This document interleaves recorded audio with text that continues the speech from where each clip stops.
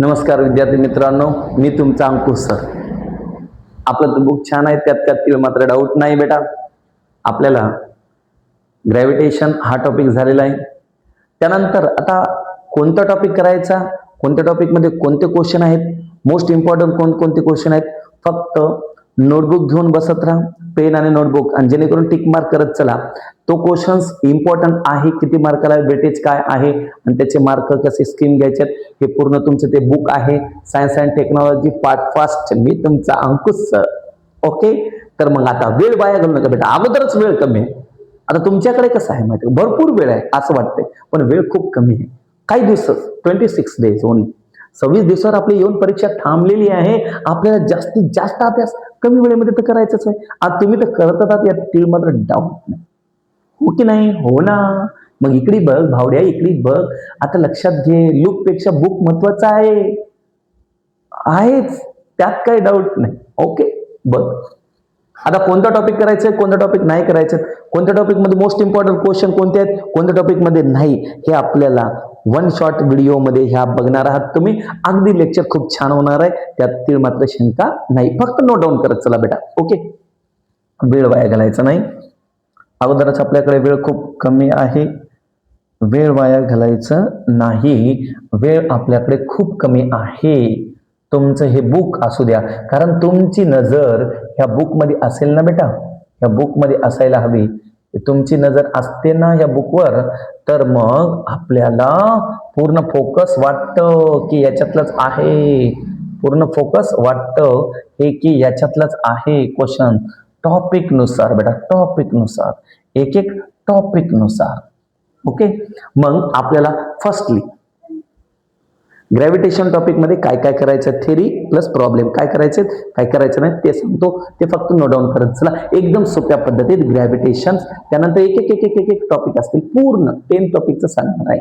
बघा, ग्रॅव्हिटेशन मध्ये करायचं काय काय नाही, ते काय करायचं नाही काय करायचं ते बघा. ग्रॅव्हिटेशन फर्स्टली एकदम सिस्टमॅटिकरित्या बेटा, काही घाई गडबड करू नको, फक्त नोटबुक करत, नोटबुक मध्ये आपल्याला राईट डाऊन करायचं. फर्स्टली या टॉपिक मध्ये question first, Newton's law, Newton's law of gravitation, Newton's law of gravitation and Kepler's law, and Kepler's law. हे दोन क्वेश्चन फर्स्टली क्वेश्चन मध्ये कंप्लीट करायचे बेटा. ते आपण इझी गोईंग घेतलेलेच आहेत, त्यात मात्र शंका नाही. Question second, define the terms, define the terms, define the terms. Define terms मध्ये first one CPF, centripetal force, second one circular motion, third one escape velocity, escape velocity, fourth one free fall. एवढ्या define the terms करायचे, चार किती आहेत, चार. Centripetal force, circular motion, escape velocity, free fall, या चार definition करून ठेव बावड्या, खूप महत्वाचे, खूप इम्पॉर्टन्स आहेत. त्यानंतर question third, mass and weight difference between, आपण खूप छान घेतलेला आहे. Mass and weight difference between, mass and weight difference between आपण खूप छान घेतलेलं आहे, ते खूप छान तुला करायचं आहे, तू केलेले आहे. Mass and weight difference between. आता थेरोटिकली ग्रॅव्हिटेशन मध्ये एवढाच पार्ट आहे बेटा, थेरोटिकली एवढाच पार्ट आहे. न्यूमेरिकलचा म्हणजे प्रॉब्लेमचा सेपरेट व्हिडिओ आपला होणार आहे, ते तर तू बघणारच आहेस, त्यात काय डाऊट नाही. पण आपल्याला ते करावायचं जे आहे ते सांगतो मी क्वेश्चन, त्या प्रकारचं आपल्याला करायचं आहे ग्रॅव्हिटेशन. आता या पूर्ण लेक्चर मध्ये थेरॉटिकल जे कंटेंट आहेत ते कंप्लीट करतो, नंतर पूर्ण काय करशील बेटा, प्रॉब्लेम काय काय आहेत काय काय नाही हे करशील. ओके, आपण फिजिक्सचं पोर्शन, फक्त फिजिक्सचे टॉपिक बघत आहात आधी, नंतर मग केमिस्ट्री, नंतर बायोलॉजी, पूर्ण सिस्टमॅटिक रित्या बेटा. आता सध्या कोणता झालेला आपला, ग्रॅव्हिटेशन. Okay, clear. मग जास्त मार्काचा टॉपिक असणारा आपल्याला, ते पण इझी गोईंग, आपल्याला सेकंड वन टॉपिक म्हणजे 4 नंबरचा टॉपिक, ज्या टॉपिकचं नाव आहे काय आहे, electric effect, electric effect of electric current. असं आहे की काय आहे नाव? आहे की नाही? Electric effect of electric current. आता ह्या टॉपिकचे कोणकोणते क्वेश्चन करायचे आहेत, कोणते क्वेश्चन करायचे नाहीत हे सांगतो सिस्टमॅटिकरित्या. Effect of electric current. Without electricity आपण जगू शकत नाही, विदाउट इलेक्ट्रिसिटी आता राहू शकत नाही. एक साधी गोष्ट सांगतो, एकाने पूर्ण रात्रभर मोबाईल चार्जिंगला लावून ठेवलेला आहे आणि झोपी गेला. सकाळी त्याला उठून जायचं आहे, क्लासला सगळं जायचं आहे, पण उठतो तर पाहतो की ते बोर्डामधलं बटन जे आहे ते ऑन करायचं तो विसरून गेलेला आहे. सकाळी त्याला काय दुःख असेल लक्षात घ्या. त्याच्या एवढं दुःखी प्राणी या पृथ्वीतलावर नसेल मला तर वाटतं. कारण आजकालच्या लेकरांना काय मोबाईलमध्ये चार्जिंग असणं खूप महत्वाचं असं वाटतं. आणि सगळ्यात महत्वाचा डाटा जो की अनलिमिटेड देऊन ठेवलेला ऑलरेडी, त्यात काय शंका नाही. असो, वेळ खूप कमी आहे बेटा, वेळ खूप कमी आहे. इफेक्ट ऑफ इलेक्ट्रिक करंट हा टॉपिक सिस्टमॅटिकरित्या कसा करायचे, कोणते क्वेश्चन कसे करायचे, काय नाही आपण सिस्टमॅटिक घेणार आहोत. आधी फक्त क्वेश्चन सांगतो, ज्यांचे स्टडी झाले ते क्विक रिव्हिजन मारतील, ज्यांचे स्टडी झालेले नाही त्यांनी व्हिडिओ पाहणारच आहेत, ते पाहतीलच. ओके, तर मग या टॉपिक मध्ये काय काय आहे आणि ती स्टडी कसं कसं करायचंय आपल्याला एकदम इझी गोईंग सांगतो, ते तुम्ही करायचे बेटा. ओके, या टॉपिकमध्ये आपल्याला सिस्टमॅटिकरित्या ज्या गोष्टी करायच्या आहेत, इफेक्ट ऑफ इलेक्ट्रिक करंट मध्ये सिस्टमॅटिकरित्या आपल्याला बघायच्या आहेत गोष्टी. हो का, लक्षात घ्या. मॉस्किटो पण मला सुधरू देत नाहीत. त्यांना कुठं माहित आहे मी वाघमारे आहे ते. इफेक्ट ऑफ इलेक्ट्रिक करंट याच्यातले टॉपिक मधले बघा काय काय करायचं आहे. ओके, चला मग आता सिस्टमॅटिकरित्या आपल्या फर्स्ट क्वेश्चन पासून स्टार्ट करू. त्यांना एकदम इझी गोईंग वाटेल, त्यांनी म्हणजे पूर्ण नोट डाऊन करत राहायचं. सिस्टमॅटिकरित्या जायचं आहे बेटा ते आपल्याला. आणि त्यात काय आपल्याला सिस्टमॅटिकरित्या तुम्ही जाणारच आहात. त्यानंतर हे बघा इफेक्ट ऑफ इलेक्ट्रिक करंट हे पूर्ण एक्सरसाइज मध्ये त्याला आपल्याला कन्वर्ट करून हे द्यायचं आहे. सुरुवात आपण या राईट हँड थंब रूल पासून करू. कशाचं? Right hand thumb rule. हे तुम्हाला दिसते राईट हँड थंब रूल. इकडे बघा, इकडे बघा, इकडे बघा. ओके, असा कंडक्टर पकडलेला आहे यानं आणि असं थंब ठेवलेलं आहे. कंडक्टर पकडले, थंब ठेवलेला आहे असा. हे बघा right hand thumb rule. Okay, आता हे जे आहे बेटा हे बोट, हे अंगठा जे थंब आहे, थंब इंडिकेट काय करायला इथं? Electric current. काय इंडिकेट करते? Electric current. आणि हे कर्स फिंगर, हे लपेटलेली बोट जे आहेत, हे लपेटलेली बोट काय दर्शवतात? Magnetic field. काय दर्शवतात? Magnetic field. मग असं इमॅजिन करायचं आहे आपण, असं इमॅजिन करायचं आहे की काय इमॅजिन करणार आहेस बेटा तू? असं इमॅजिन करणार आहेस. इमॅजिन कुठं आहे? असं इमॅजिन कराय right hand conductor in your right hand. अशा प्रकारचा तो कंडक्टर पकडलेला आहे तुझ्या उजव्या हातामध्ये. ते जे कंडक्टर आहे त्याच्यातला थंब इंडिकेट्स, हे thumb indicate direction of electric current. Electric करंटची डायरेक्शन दाखवतो थंब. अँड कर्स फिंगर, हे लपेटलेली बोट, हे दर्शवतात मॅग्नेटिक फील्ड. सिस्टमॅटिक रित्या लिहायला स्टेटमेंट मध्ये काय लिहितोस बघ. या इमॅजिन पासून टिक मार्क करायचे. Imagine that you have held conductor in your right hand. तुम्ही तुमच्या उजव्या हातामध्ये कंडक्टर हेल्ड केलेला आहे. इन सच वे दॅट, अशा प्रकारचं पकडलेलं आहे. Thumb points in the direction of the current. हे थंब पॉइंट, थंब अंगठा डायरेक्शन ऑफ काय दर्शवतो बेटा? करंट. अँड देन युअर कर्स fingers conductor the direction of finger in magnetic lines of force. Direction of current, magnetic lines of force दर्शवतात हे लपेटलेले curve fingers. Okay, एकदम सोप्या पद्धती. कंडक्टर पकडलेल्या राईट हँड मध्ये, thumb indicate direction of electric current and curve fingers magnetic field. खतम बात, clear. आपल्याला 3 लॉ कंपॅरिझन मध्ये करायचे. क्वेश्चन नंबर फर्स्ट मध्ये आपल्याला हे 3 लॉ घ्यायचे, rules. Right hand thumb rules clear झालेला आहे. त्यानंतर आपल्याला बघा सिस्टमॅटिक रित्या मी जे घेतो ना बेटा तेच करायचं आहे. आता इकडे बघा, हा आहे फ्लेमिंगचा लेफ्ट हँड रूल. कोणाचा आहे? फ्लेमिंगचा लेफ्ट हँड. हा हा आता हे तर माझा आहे, पण हा असं इमॅजिन करा की फ्लेमिंगचा कोणता हात आहे? डावा हात आहे. Fleming left hand rule. Okay. आता लेफ्ट हँड मध्ये आपल्याला इकडे बघा किती बोट आहे? ह्या बोटाला थंब, ह्या बोटाला index finger, middle finger, ring finger, curly finger. Okay. तर हे 3 बोट बेटा, तीन हे तिन्ही बोटे एकमेकाला म्युच्युअली परपेंडिक्युलर आहेत. कशात? म्युच्युअली परपेंडिक्युलर आहेत. Thumb, index finger, middle finger are mutually perpendicular to each other. सोप्या पद्धतीतली गडबड अजिबात करू नकोस. Thumb, index finger, middle finger are mutually perpendicular to each other. Next one, thumb काय इंडिकेट करतो? Thumb indicate the force on the conductor. Thumb indicate काय करतो? Force on conductor. Index finger indicate, हे index finger indicate direction of कशाची? Magnetic field ची direction दाखवतो. आणि middle finger, हे जे middle finger आहे डायरेक्शन ऑफ करंट.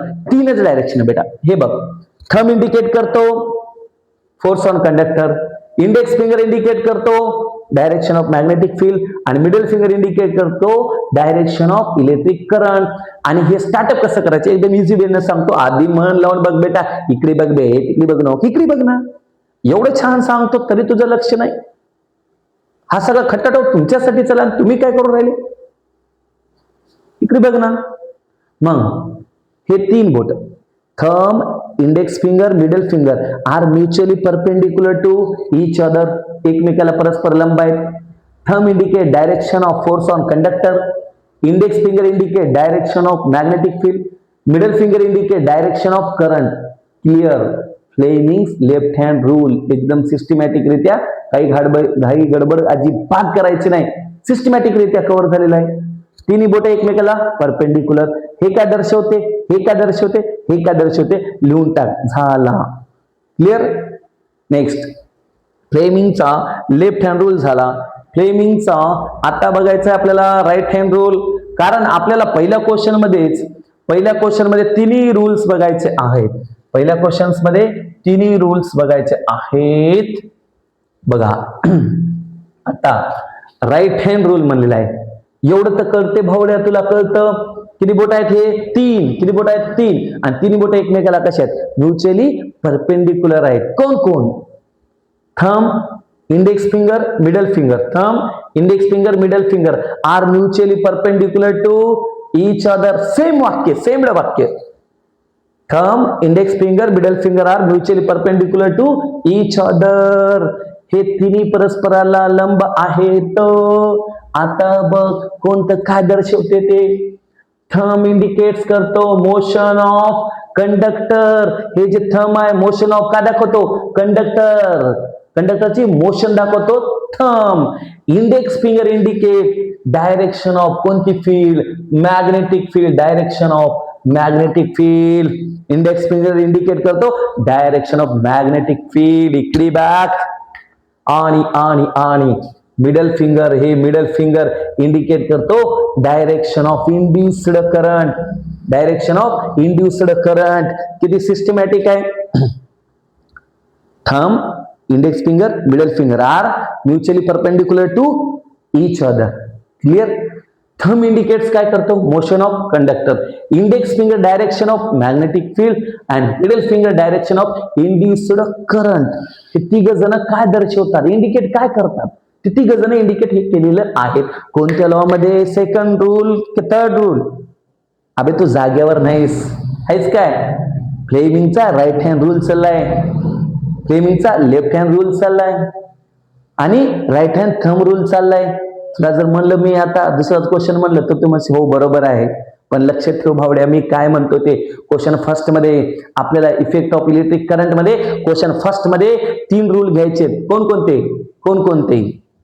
बघ कोणकोणते घ्यायचे ते तुला आपल्याला लक्षात घे. कोणकोणते घ्यायचेत? राईट हँड थंब रूल, त्याच्यानंतर फ्लेमिंग्स लेफ्ट हँड रूल, त्याच्यानंतर फ्लेमिंग्स राईट हँड रूल. तिन्ही रूल आपल्याला घ्यायचे आहेत क्वेश्चन फर्स्ट मध्ये कव्हर करून. तुझं लक्ष बरोबर पाहिजे तर तुला लक्षात येतं, तुझ्या लक्षात आता काय काय आहे ते तुला माहित, आणि तू काय कुठाने करतोस ते तुझ्या मोबाईलला माहित. बाकी सगळ्याला तू कोण्या गुणाचा आहेस हे माहिती नाही. इफेक्ट ऑफ इलेक्ट्रिक करंट मध्ये आपण पहिला फर्स्ट क्वेश्चन कंप्लीट केलेला आहे. क्वेश्चन फर्स्ट, कारण बेटा स्ट्रॅटर्जी नुसार अभ्यास करायचे. Clear. Right hand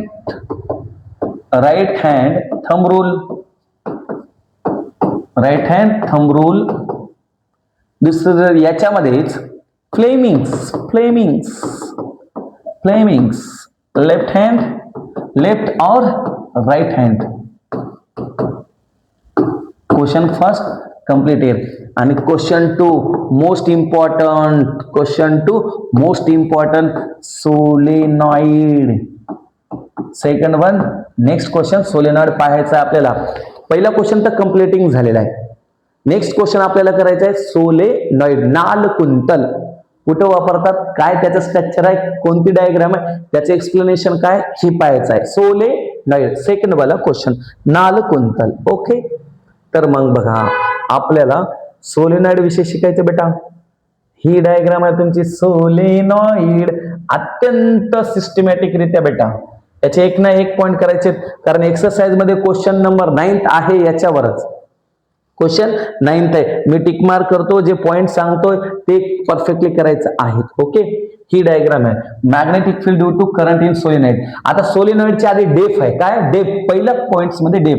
when copper wire resistive coating wind in a chain loop like structure that is called as solenoid. नालकुंतल कशाला म्हणायचं? एक कॉपरची वायर आहे, तार आहे, त्याचे वेटोळे केलेत बेटा, त्याचे वेटोळे केलेत, त्याला म्हणायचं आपल्याला सोलेनॉइड. फर्स्टली डेफिनेशन पहिल्या पॉइंट्स मध्ये, हा पहिला पॉइंट्स. याच्यात दुसरा पॉइंट तयार करायचा. परफेक्टली लक्षात ठेव भावड्या. दुसरा पॉइंट, एखाद्या कंडक्टर मधून करंट जात असेल, I it is denoted by current, I जात असेल, त्याच्या अराउंड कोणती फील्ड प्रोड्यूस होते? मॅग्नेटिक लाईन्स ऑफ फोर्स निर्माण होते पूर्ण. Point number 2, whenever electric current passes through solenoid. Solenoid मधून जर तू पास केल्यास इलेक्ट्रिक करंट, या डायग्राम मध्ये पास केल्यास पूर्ण सोलेनॉइड मधून, तर त्याच्या भोवताली पूर्ण हे जे दिसतात ना बेटा तुला, हे जे दिसतात हे आहेत मॅग्नेटिक लाईन्स ऑफ फोर्स. ह्या प्रोड्यूस झालेल्या आहेत. कशामुळं? कारण याच्यात तू करंट सोडलेलं आहे याच्यात. दुसरा पॉइंट. तिसरा पॉइंट, अगर magnetic lines of force of a bar magnet म्हणलं की बेटा आपल्याला लहानपणापासून माहित आहे, इकडे एस पोल, इकडे एन पोल, साऊथ पोल आणि नॉर्थ पोल. आता मॅग्नेट म्हणल्यावर गावाकडे लेकर मॅग्नेट खेळतात ना बेटा. हे पोल अपोजिट पोल, कोणता पोल. सेम पोल काय होतात? रिपेल होतात. अनलाईक पोल काय होतात? अट्रॅक्ट होतात. ज्या गोष्टी आपल्याला आवडतात त्या आपल्याला भेटत नाहीत, आणि ज्या भेटतात ते आपल्याला आवडत नाहीत. असंच लक्षात ठेव. दुसरा पॉइंट्स. ओके. मग एवढं लक्षात ठेव, the properties of magnetic field solenoid very similar to magnetic field produced bar magnet. Bar मॅग्नेटच्या ज्या प्रॉपर्टी आहेत त्या सिमिलर आहेत. कोणाच्या सिमिलर आहेत? सोलेनॉइडच्या. तिसऱ्या पॉइंट्स मध्ये एवढं लक्षात घे. बार मॅग्नेट म्हणल्यावर किती पोल असतात बेटा? 2 पोल्स. किती पोल? 2 पोल्स. एका एंडला एस पोल, एका एंडला एन पोल. हो का? इथं एस पोल आहे, इथं एन पोल आहे. सिस्टमॅटिक रित्या लिहायचं आहे. One of the solenoid acts magnetic north pole आणि मॅग्नेटिक साऊथ पोल. आणि याच्या मधल्या रेषा, ह्या ज्या रेषा दिसतात हे मॅग्नेटिक लाईन्स आहेत, हे एकमेकाला कशा आहेत बेटा? पॅरलल आहेत. इनसाइड सोलेनॉइड मधल्या मॅग्नेटिक लाईन्स ऑफ फोर्स कशा आहेत?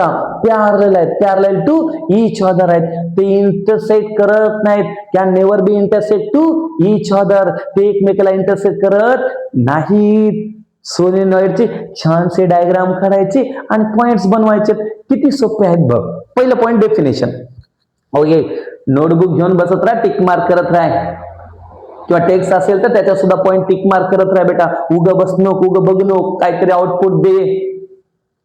बघा पहिला एक कॉपर वायर. कॉपर वायरचे आपण वेटोळे तयार केले, रेजिस्टिव्ह कोटिंग केले, उंडा राऊंड त्याच्या अराउंड लपेटलेला आहे. That's called as solenoid. सोलेनॉइडला किती पोल्स आहेत? 2. South pole, north pole. Solenoid जशा प्रॉपर्टी सेम आहेत, जे मॅग्नेटिक भार मॅग्नेट जे आहे त्याच्या प्रॉपर्टी आणि सोलेनॉइडच्या प्रॉपर्टी कशा आहेत बेटा? सेम आहेत. कशा आहेत? सेम आहेत. तिसरी गोष्ट, एका पोलला साऊथ एंड आहे, एका पोलला नॉर्थ एंड आहे. हे फक्त बघ, साऊथ पोल एका बाजूला आहे, नॉर्थ पोल एका बाजूला आहे. मध्ये जे रेषा आहेत, रेषा हे जे लाईन दिसायला सोलेनॉइडच्या मध्ये, या कोणत्या लाईन्स आहेत? मॅग्नेटिक लाईन्स ऑफ फोर्स आहेत. ते कधीच एकमेकाला इंटरसेक्ट करत नाहीत. ते एकमेकाला मग कशा आहेत? पॅरलल आहेत. सगळ्या कशा एकमेकाला पॅरलल आहेत. आणि एवढं लक्षात ठेव, ज्या सोलेनॉइड मधून करंट पास केल्याच्या नंतर त्याच्या अराउंड मॅग्नेटिक लाईन्स, ह्या मॅग्नेटिक लाईन्स ओके अशा मॅग्नेटिक लाईन्स काय होतात? निर्माण होतात. झालं. एक्सरसाइज मध्ये क्वेश्चन आहे सोलेनॉइड बद्दल, क्वेश्चन नंबर 9th वर एक्सरसाइज या टॉपिकचे आहे, त्याच्यावर आहे. ओके, मग आपल्याला याचे क्वेश्चन कंप्लीटिंग करायचेच आहेत बेटा. हा टॉपिक स्टार्ट झालेला आहे आपला. उद्यापासून हे उरलेलं पोर्शन जे पूर्ण थेरॉटिकली आहे, या टॉपिक मधलं पूर्ण कंप्लीट करणार. लक्षात घ्या, पेपरच्या स्ट्रॅटर्जीनुसार आपण